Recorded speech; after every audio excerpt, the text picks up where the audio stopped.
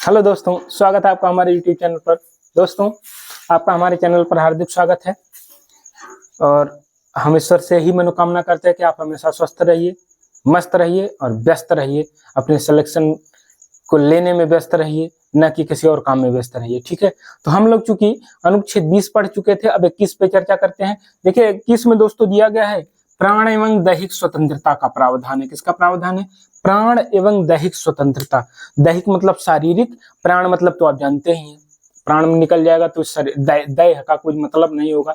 तो प्राण एवं दैहिक स्वतंत्रता का जो प्रावधान है वो आपका है अनुच्छेद 21 में। दूसरी चीज बता दें, अनुच्छेद 21 यहीं पर सीमित नहीं होता है। अनुच्छेद 21 का जब विस्तार होता है तो उसमें यह भी बताया जाता है कि जो भी ये अधिकार है आपका प्राण एवं दैहिक स्वतंत्रता, इसमें हमारी प्राण तभी रहेगी जब हमको शुद्ध जल मिलेगा, शुद्ध वायु मिलेगी, शुद्ध भोजन मिलेगा। तो ये भी इस अधिकार के अंतर्गत शामिल होता है कि जो है राज्य का यह कर्तव्य होगा कि वह जो है हमको शुद्ध वायु प्रदान करे। शुद्ध वायु तभी प्रदान करेगी, इसमें सबका योगदान होना चाहिए, क्योंकि अगर हम ज्यादा प्रदूषण नहीं करेंगे तो शुद्ध वायु हमको मिलेगी, पेड़ पौधे लगाएंगे तो शुद्ध वायु हमको मिलेगी। ठीक है, तो शुद्ध वायु शुद्ध जल भी इस मौलिक अधिकार को क्या करता है? बृहद करता है। किसको? प्राणी दैहिक स्वतंत्रता। अरे भाई, शुद्ध जल नहीं पिएंगे, धीरे धीरे हमारा मतलब आंतरिक पार्ट खराब हो जाएगा, या शुद्ध वायु नहीं मिलेगी तो हम सांस लेने में हमको दिक्कत होगी, तो और भी दिक्कत होगी। तो ये भी तो एक तरह से प्राण का हनन ही तो हुआ। तो एक चीज जान लीजिए, इसका विस्तार भी हुआ है और कुछ ऐसे वाद हैं, कुछ ऐसी चीजें हैं जो 21 के अंतर्गत मौलिक अधिकार के अंतर्गत आते हैं, और उसका हम एक सीरीज लेकर आए हैं जो ज्यादा से ज्यादा है आपके और एसआई वगैरह के लिए तो बहुत ही इंपॉर्टेंट है। बाकी जितने भी एग्जाम है सबके लिए इंपॉर्टेंट है कि अनुच्छेद 21 के अंतर्गत क्या क्या चीजें हैं जो इसके समक्ष में मतलब आती हैं। देख लीजिएगा। तो पहला हमने बोला विदेश जाने का अधिकार। विदेश जाने का अधिकार, मेनका गांधी बनाम भारत संघवाद 1978।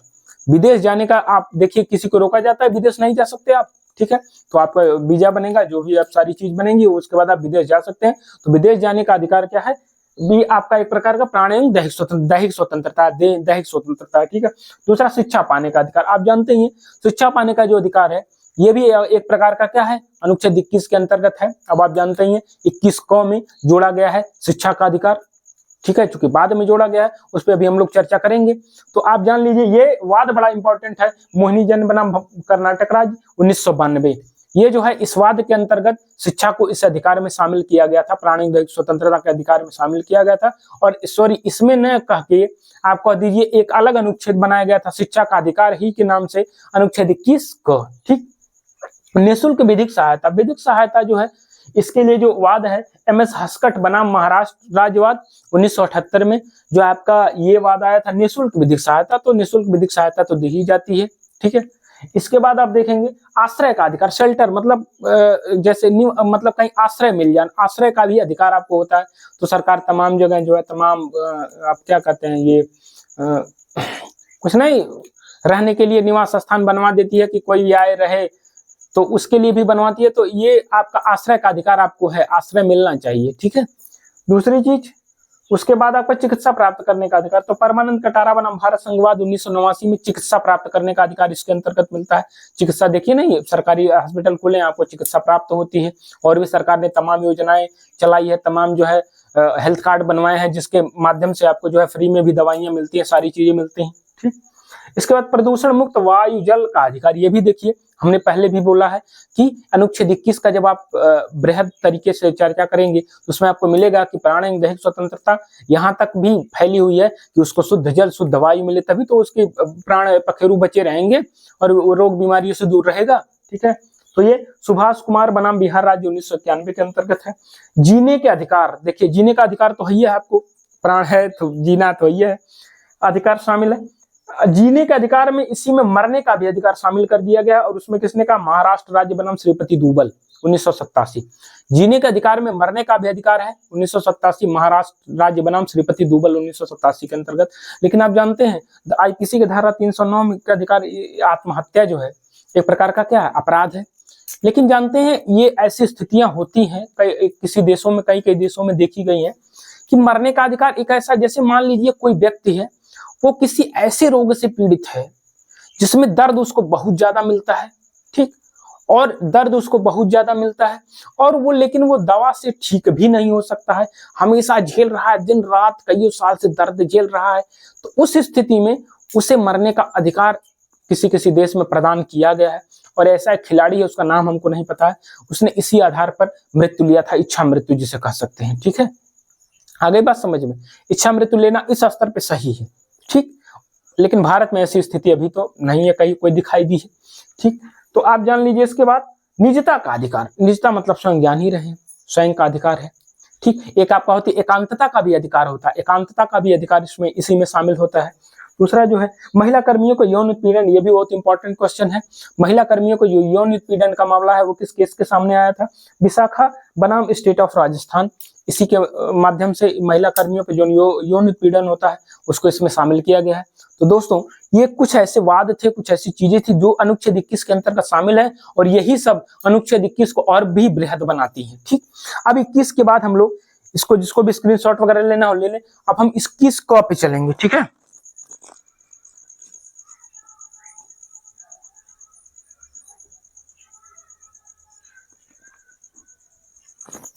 ठीक है दोस्तों, चलते हैं, मिटाते हैं इसको।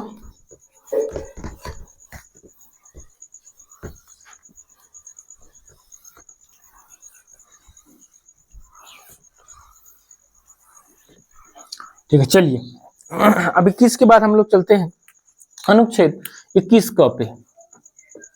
अनुच्छेद 21 क पे एक बात यहाँ पर ध्यान दीजिएगा, 21 क से क्या क्या आप लोग समझते हैं, ध्यान दीजिएगा। 21 क में क्या है? शिक्षा प्राप्त करने का अधिकार। किसका प्राप्त करने का अधिकार? शिक्षा, शिक्षा का अधिकार, शिक्षा का अधिकार इसके अंतर्गत दिया गया है। किसका अधिकार दिया गया है? शिक्षा का अधिकार दिया गया है। किसके अंतर्गत? अनुच्छेद 21 क के अंतर्गत। अब आप आगे चलने का काम करेंगे। जैसे अभी हम कह दें कि दो चीजों पे हम चर्चा करेंगे। एक आपका डीपीएसपी है, जान लीजिए उसके बारे में। डीपीएसपी अनुच्छेद 45 है। ठीक है, ठीक, आप ध्यान से सुनिएगा। एक है अनुच्छेद 45 और एक है आपका अनुच्छेद 21 का जो बनाया गया है, जो शिक्षा का अधिकार दिया गया।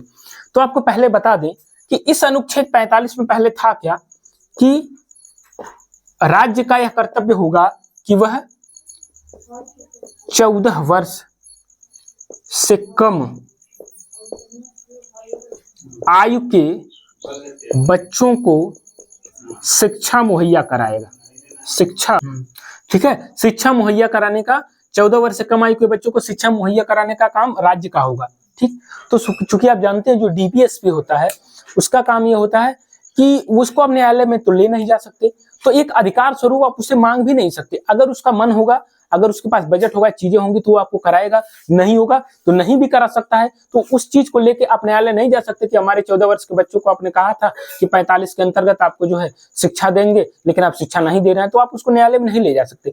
तो चूंकि आप जानते हैं मोहिनी जैन वाला जो मामला था, मोहिनी जैन वाले मामले में सिद्ध हो गया कि शिक्षा का अधिकार क्या है? मौलिक अधिकार है। क्या है?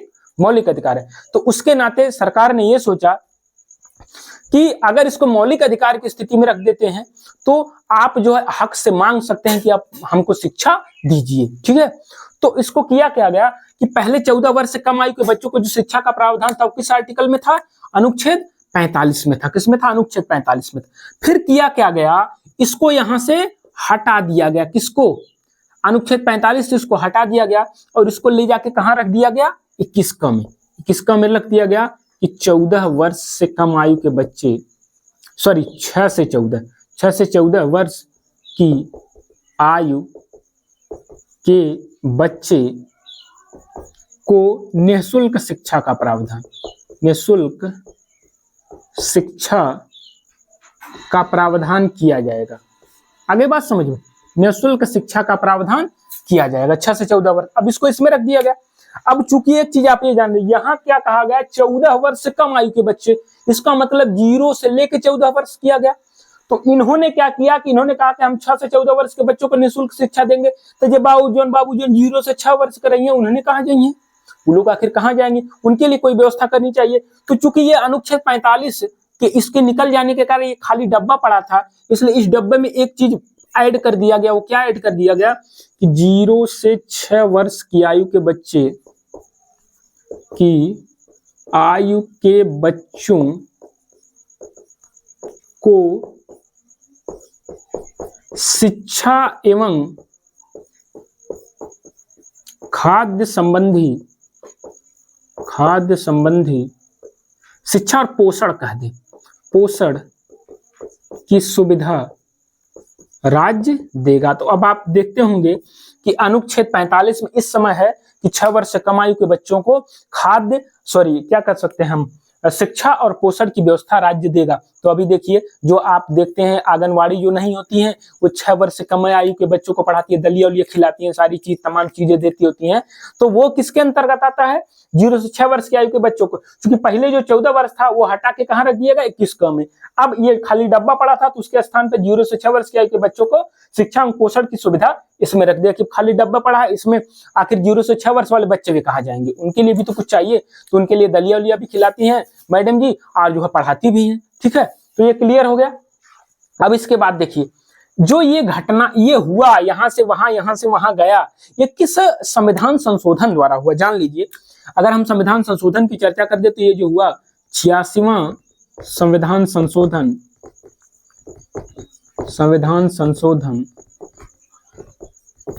2002 द्वारा 86वां संविधान संशोधन 2002 द्वारा यही अनुच्छेद 21 को जोड़ा गया।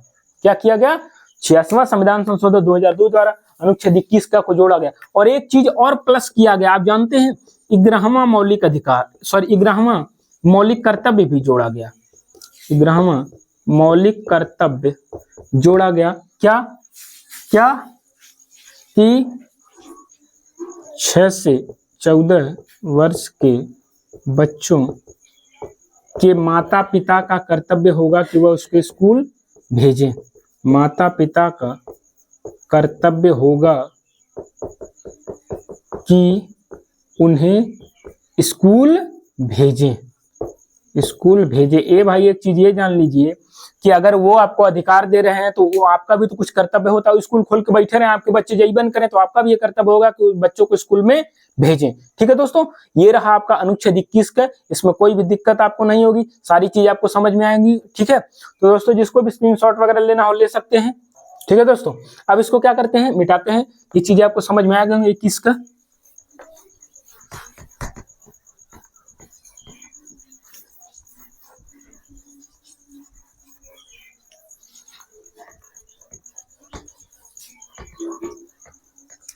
ठीक, अब इसके बाद देखिए, अब हम बात करते हैं अनुच्छेद 22 पे चर्चा करते हैं। अनुच्छेद 22 पे चर्चा करते हैं। इसके अंतर्गत दिया गया है गिरफ्तारी के संबंध में संरक्षण। गिरफ्तारी के संबंध में संरक्षण। किसके संबंध में संरक्षण, गिरफ्तारी के संबंध में संरक्षण। आपको हमने भी बताया 20 में जो है अपराधों के दोष सिद्धि के संबंध में संरक्षण था, इसमें गिरफ्तारी के संबंध में संरक्षण है। ठीक है तो पहले आपको ये तीनों चीजें बता दें। गिरफ्तारी के संबंध में जो संरक्षण होते हैं उसमें 3 चीजें आती हैं। पहला जो पार्ट है वो आपका क्या होता है, जान लीजिए। पहला जो है वो कि गिरफ्तारी का कारण जानने का अधिकार है। गिरफ्तारी का कारण जानने का अधिकार, कारण जानने का अधिकार। ठीक, दूसरा जो है आपका 24 घंटे के अंदर 24 घंटे के अंदर मजिस्ट्रेट के सामने पेश किया जाना चाहिए। के सामने पेश किया जाना चाहिए। ठीक, तीसरा जो है अपने अनुसार विधि व्यवसायी रखने का अधिकार। विधि व्यवसायी रखने का अधिकार, रखने का अधिकार। ठीक है, तो ये 3 चीजें हैं गिरफ्तारी के संबंध में संरक्षण में। तो हम इस पे एक एक पे चर्चा कर लेते हैं। पहला क्या है, गिरफ्तारी का कारण जानने का। जैसे मान लीजिए नॉर्मल अभी हम ही है, कोई आके हमको गिरफ्तार कर ले, तो हम तो पुलिस से ये चीज तो जरूर पूछेंगे, भाई किस रीजन के नाते आप हमको गिरफ्तार कर रहे हैं, गिरफ्तारी का कारण जानने का अधिकार है आपको। फिर उसके बाद ये वो बताएगा कि देखिए ये आपके नाम से ये वारंट है, ये सारी चीजें हैं, इसलिए हम आपको गिरफ्तार कर रहे हैं। तो पहला गिरफ्तार, देखिए अगर आप गिरफ्तार हो रहे हैं तो दोष तो सिद्ध हुआ नहीं है, दोष सिद्ध हुआ नहीं है, तो आपको ये तो जानने का अधिकार है कि क्यों आखिर मैं गिरफ्तार किया जा रहा हूं, पहली बात। ठीक, दूसरी बात क्या है कि 24 घंटे के अंदर मजिस्ट्रेट के सामने पेश किया जाता है। एक चीज जान लीजिए कि 24 घंटा वो जो रिमांड वाला टाइम होता है, पुलिस आपको जब गिरफ्तार कर लेगी तो उसके 24 घंटे के अंदर जो है आपको वो मजिस्ट्रेट के सामने पेश कर सकती है। देखिए 24 घंटे के अंदर अब पता नहीं क्या होता है क्या नहीं होता है, वो तो पुलिस जानेगी।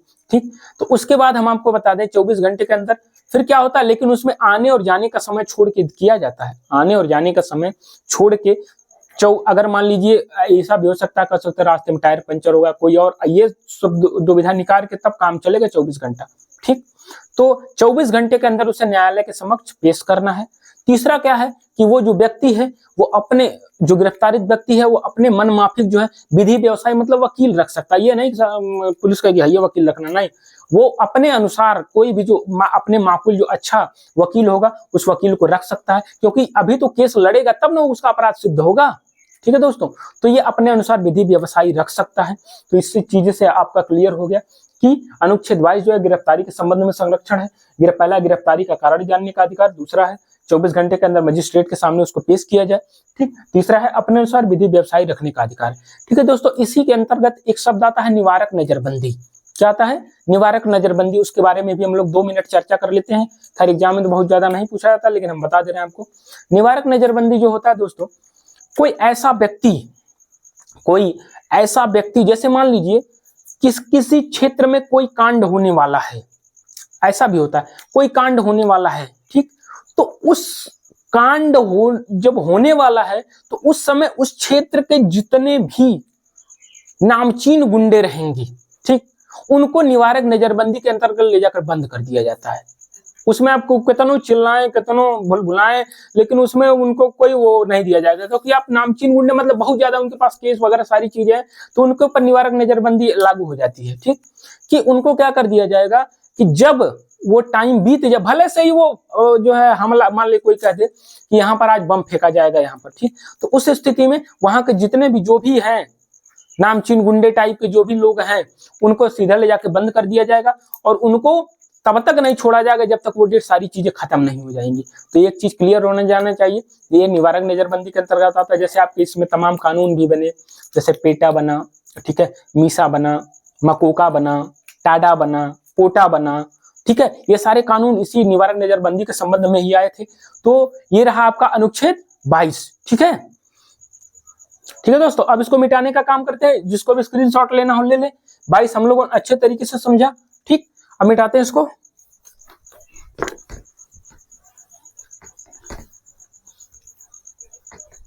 अब इसके बाद देखिए 23 और 24 तो आप तो जानते हैं शोषण के विरुद्ध अधिकार है। ठीक, तो अनुच्छेद 23 के बारे में हम लोग चर्चा करते हैं। क्या है अनुच्छेद 23? अनुच्छेद 23 इसके अंतर्गत है कि किसी, जैसे आप नॉर्मल वे में पहले आपको समझा दे तब लिखने का काम करते हैं, कि शोषण के विरुद्ध जो अधिकार है वो जो अनुच्छेद 23 है, किसी भी व्यक्ति को के दुर्व्यापार और बलात् श्रम पर प्रतिषेध लगाया गया। कि जैसे मान ली कोई आदमी है, उसका दुर्व्यापार खरीद फरोख्त हो रही है, तो ये भी गलत है। ठीक, दूसरा बलात् श्रम, बलात् मतलब होता है जबरदस्ती, श्रम मतलब काम करवाना। किसी से आप जबरदस्ती काम नहीं करवाएंगे, क्योंकि वो सब लोग क्या हो गए हैं, स्वतंत्र हो गए हैं। ठीक है, कि तो यहां पर हम सीधा एक शब्द लिखते हैं, मानव के दुर्व्यापार, मानव के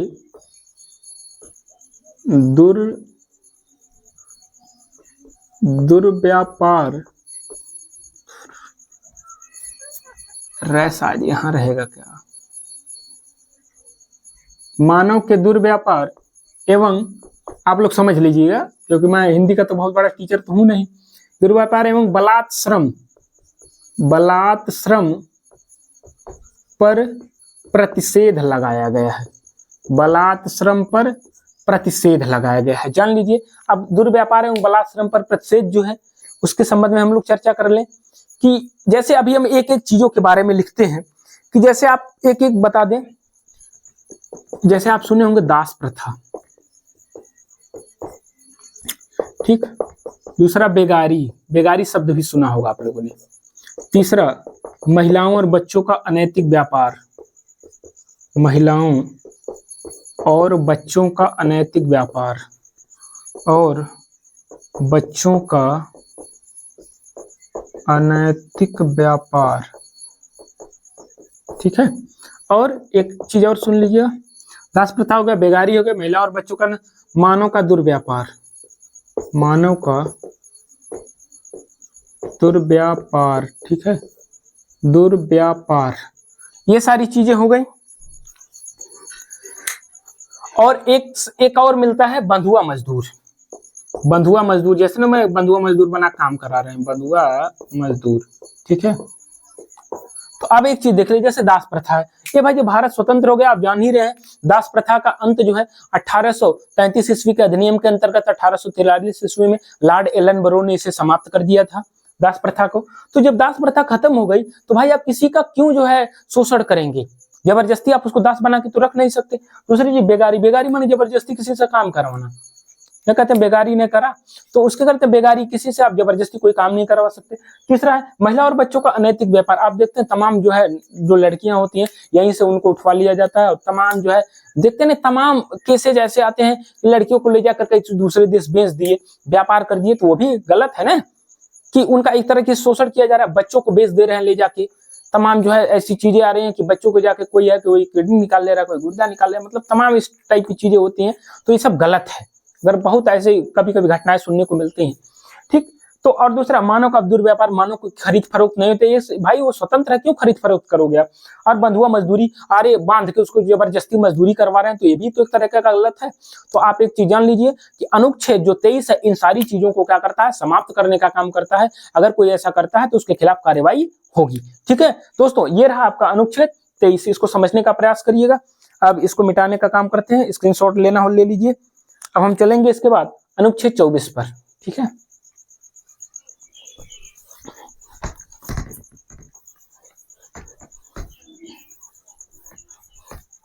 चलिए अब देखिए हम चलते हैं अनुच्छेद 24 पर।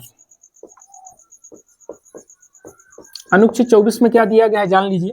अनुच्छेद 24 जो है इसके अंतर्गत 14 वर्ष से कम आयु के बच्चों को किसी भी जोखिमपूर्ण या कल कारखानों में, जोखिम भरे या कल कारखानों में प्रतिषेध क्या है, निषेध है, मतलब वहां पर निवेश मतलब डाला नहीं जा सकता।